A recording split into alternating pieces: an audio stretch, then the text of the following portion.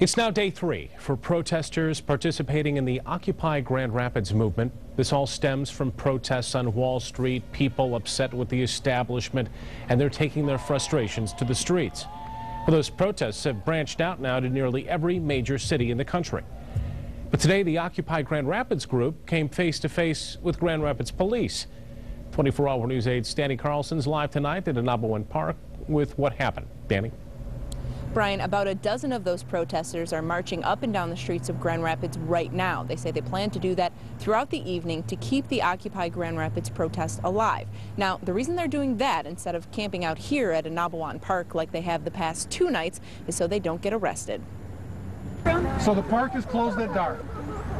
Yeah. All right. Have a good night. That's our warning, okay, everybody? And with that, a 3-day camp-in protest at Anabawan Park was over, at least until dawn. My biggest hope is that whether we stay or whether we go, those conversations continue to happen.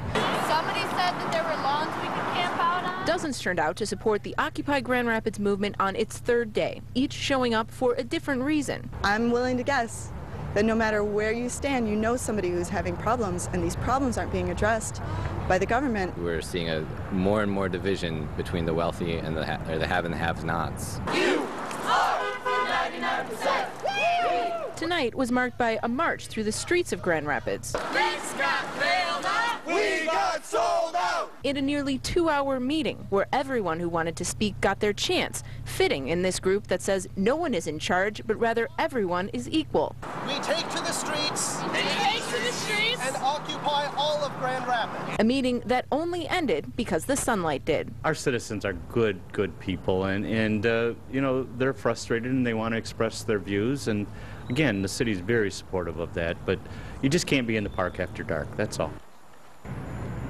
The city manager says no city parks are campgrounds, so it's not just that they can't stay overnight here at Anabawan Park, they can't stay overnight in any city park.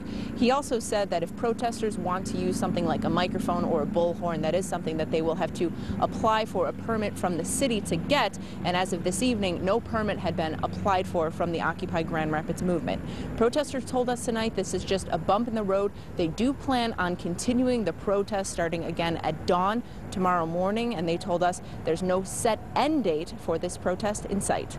Live in Grand Rapids this evening, Danny Carlson, 24-hour News 8.